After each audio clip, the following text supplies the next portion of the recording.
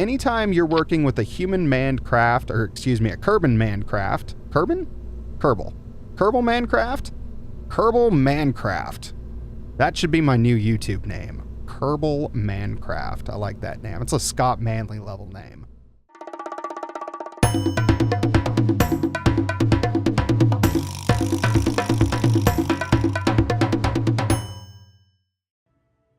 What's up, guys?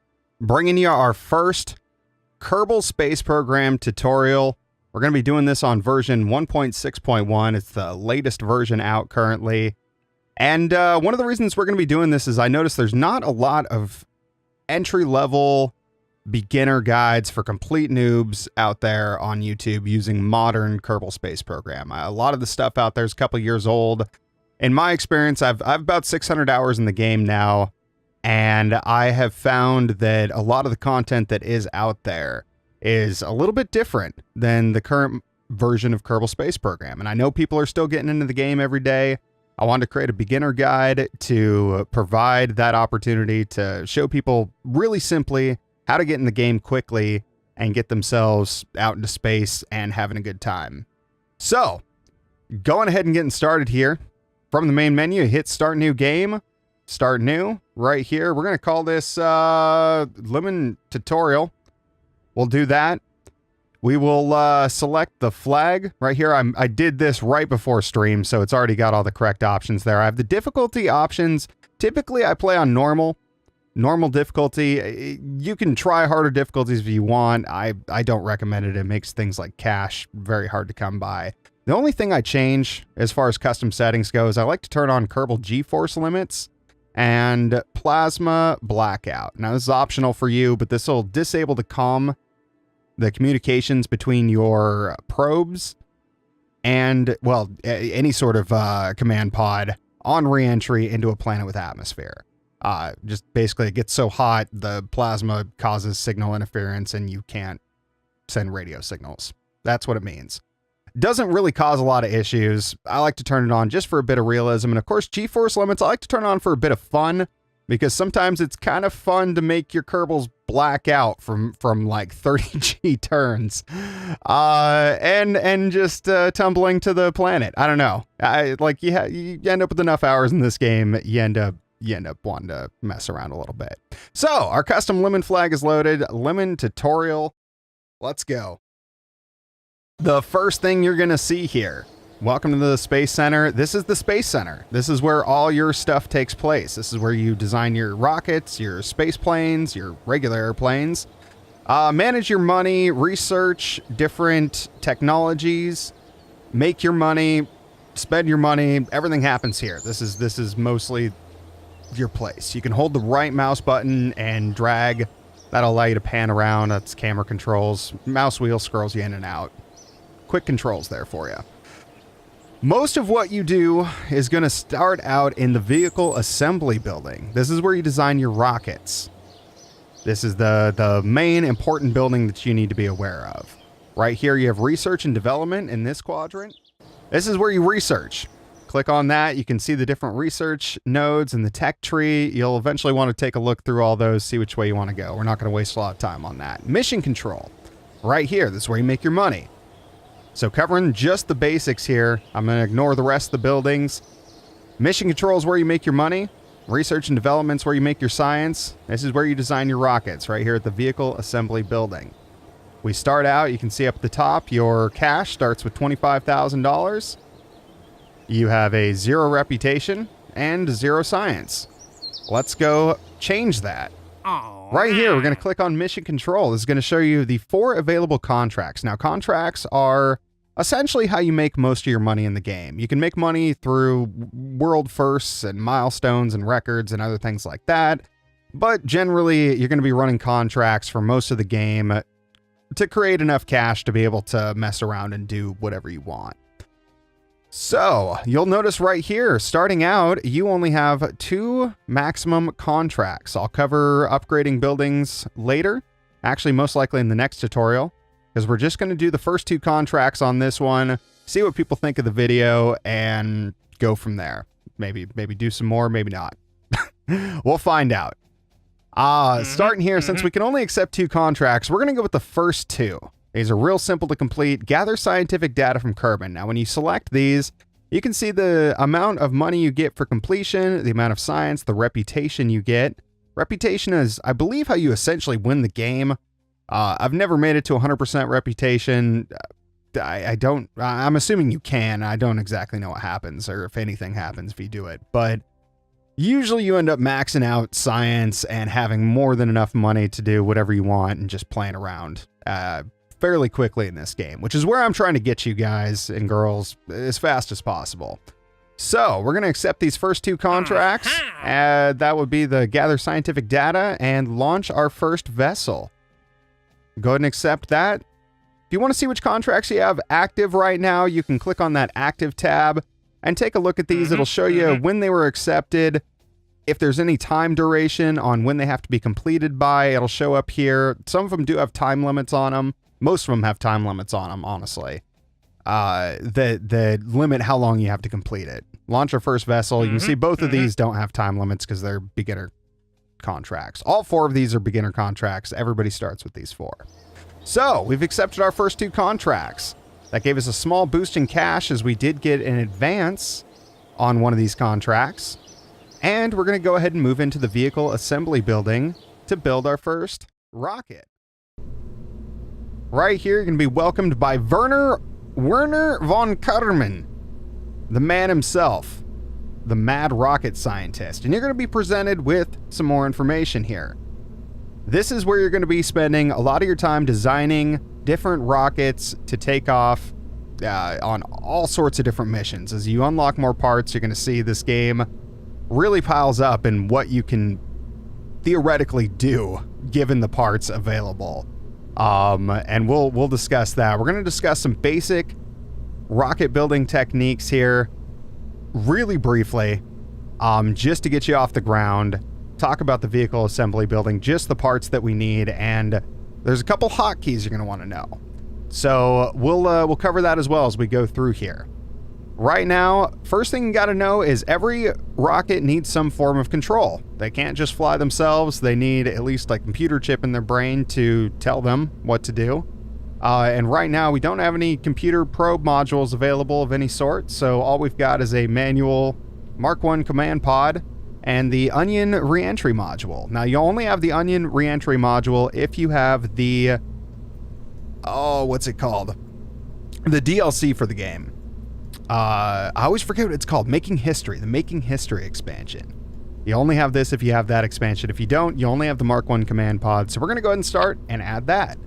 Now you will notice there are a whole bunch of different tabs over here on the left-hand side that show you all the different parts of the ship that you will eventually have or currently have. Right now you can see this one's empty, but we do have engines. No command and control. Well, we do have a structural part. Modular girder segment. And with a lot of these, you can right-click on them, not only to pin them, so that you can move your mouse cursor around and keep the information up there for whatever reasons you may need. But some of them have additional information. And in order to scroll down on this side to see that additional information using the mouse wheel, you will need to pin it by right-clicking it. So remember that. If you're looking for certain information on these parts, you can usually right-click them and that information will pop up. Right now, we don't have a lot of parts available to us. We got some basic fin, which doesn't really do much. A science piece, our mystery goo containment unit, which we are going to be adding to the ship here. Oh, man. And we do have our flag. I haven't looked at this. Lemon Pop's Space Adventures. That's us. Right here, folks. You're part of this grand moment in history. All right, now, we're going to go attach this science module right to the side. Now, a couple key parts for spacecraft building that you'll want to be aware of are these buttons down here in the bottom left. You'll notice there's toggle snap, which if you turn off, it creates this round circle, and click on, it creates the grid section. Grid section simply means that parts will align to a grid. You notice how it's snapping between different locations here. That's generally what you want to leave on. In some cases, you will want to turn this off so you can get very, very precise positioning of a part, but generally you're going to have that on. So be aware of that. And remember, that is an option to turn on and off. Now, left-clicking on the symmetry will allow you to add multiple parts, 2, 3, 4, 6, and 8, all at once. And by left-clicking again, of course, it does take you over the other side. By right-clicking, it takes you through the cycle the opposite direction. So as you can see, with the 8-way symmetry on, it will add 8 parts all at once. Turn that down to 6, does 6 parts, 4 parts. You get the idea. You can generally only farm 1 science item per area.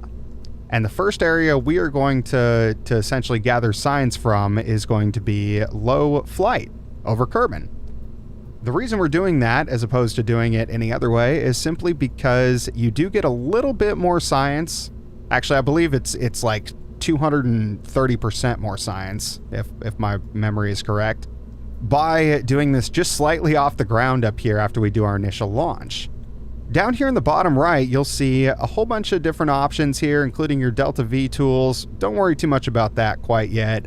Engineer's report shows you how many parts you have there, mass of your ship, out of the maximum mass you can support, size, height, width, length, all those details. Down here, contracts also are very handy because this is what we're designing the ship for, is to complete these 2 contracts. If you left click on any of these, it will pin them as well. So now you have your pinned contracts. So we are trying to gather scientific data from Kerbin and launch our first vessel. We have a command pod. We have a scientific module on here. Let's go to utility because we want to have a way for our command pod to come back in. Anytime you're working with these, make sure you add parachutes next. Just as a safety measure. Now, to get this brick of kerbal off the ground with its parachute, we do need some form of thrust to throw that up into the air. So, what we have available right now is just simply a solid fuel flea booster.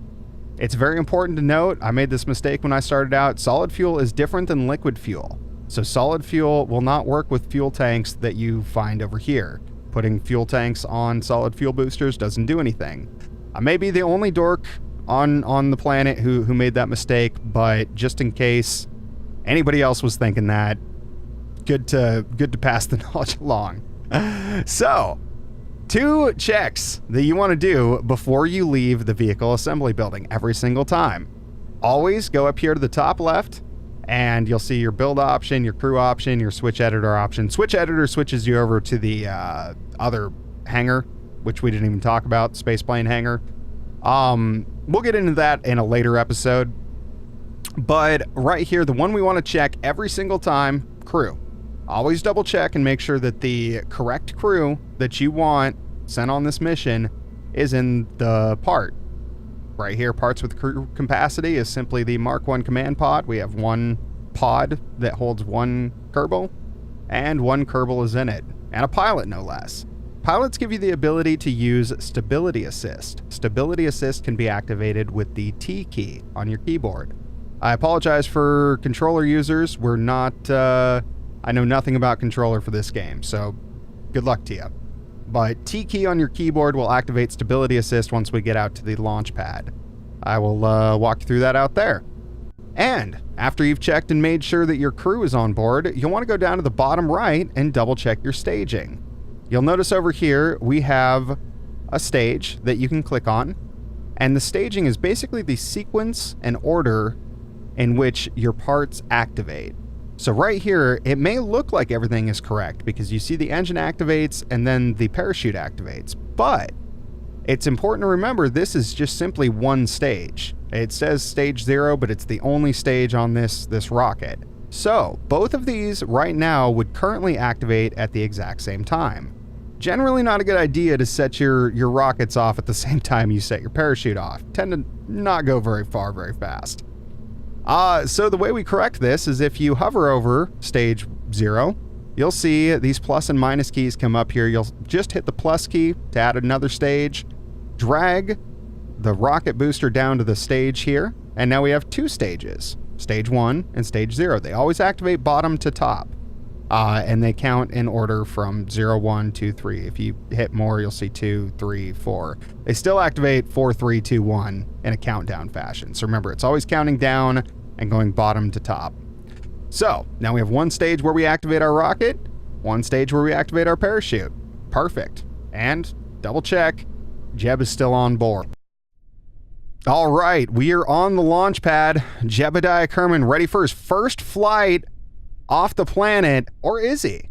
Or is he? What we want to do before we even leave the launch pad is we want to go down here to Jeb's portrait, and we're going to click EVA. This is an important thing to note because later on in the game, you are going to be getting your kerbals out of the spacecraft and moving around different planets, out in space, doing different tasks. So, good to learn this early on. You can hit EVA. Now, one of the features of EVA is you can take an EVA report. If you right-click on your kerbal, Jebediah Kerman, clinging for dear life out here on the launch pad. It's a long way down. Doesn't look that far. That's like a 15, 20-foot drop. You know, very dangerous territory he's in right now. You can see the terror smeared across his face right now. He is absolutely unprepared, but he's ready. This is going to be a great day for not only him, but all Kerbal kind. Anyway, enough nonsense. Right here, after right-clicking on him, you'll see the option to take the EVA report. We're going to go ahead and grab that, and we'll want to click Keep Experiment. Now you can see, nice little message. These are cute. I'm not going to spoil them for you, but you can see them, read them. Some of them are kind of funny. Main thing we're going to take a look at is the recovery. We're going to be recovering all of our science. Forget about transmitting for now, because transmitting a lot of times has losses. You really don't need to worry about it until later on. So, recover 2.4 science, keep experiment, and you'll notice right here you can press B to board the craft again. We're back in the craft. Now, we are ready to launch. There's a couple different hotkeys we're going to use here to fly our craft. We're going to use the W, A, S, and D keys. Pretty standard for most games to control our direction and our pitch. Q and E will control our rotation, which will allow us to rotate our craft back and forth. Not used too commonly, mostly for correction, of course. You'll see, I'll talk about it as we go through. The main one we want to know, of course, is the T key, which activates SAS, as you can see here. T toggles that on and off. R, later on, when you have RCS, R will toggle on RCS. Don't have to worry about it for now. The comma and period keys on your keyboard will increase time warp. Comma will turn it down. Period will turn the speed up. You can see it goes up to 10, 50, 100.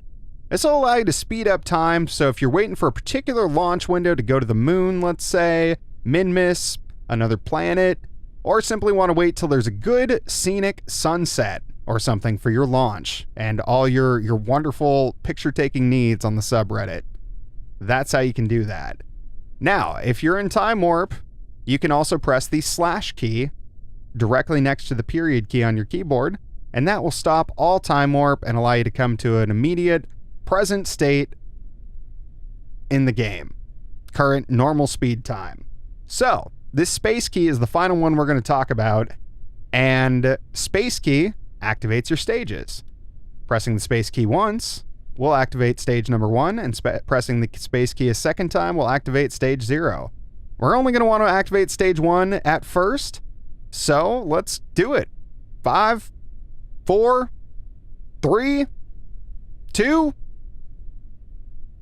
liftoff. Let's go.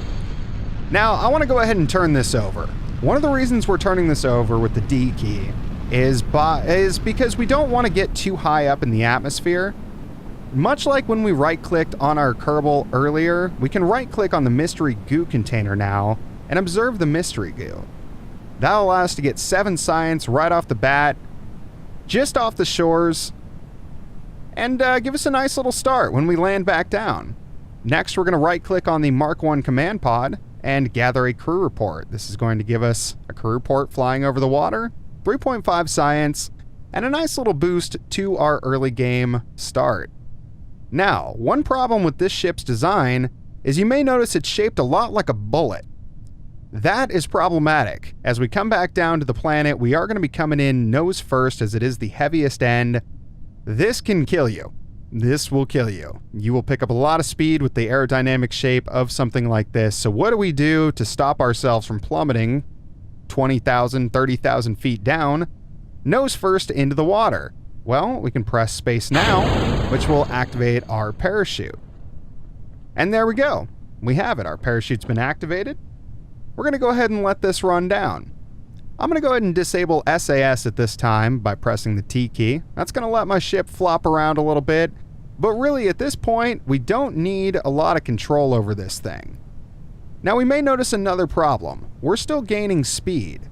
If you get going too fast, the aerodynamic forces will rip off this parachute.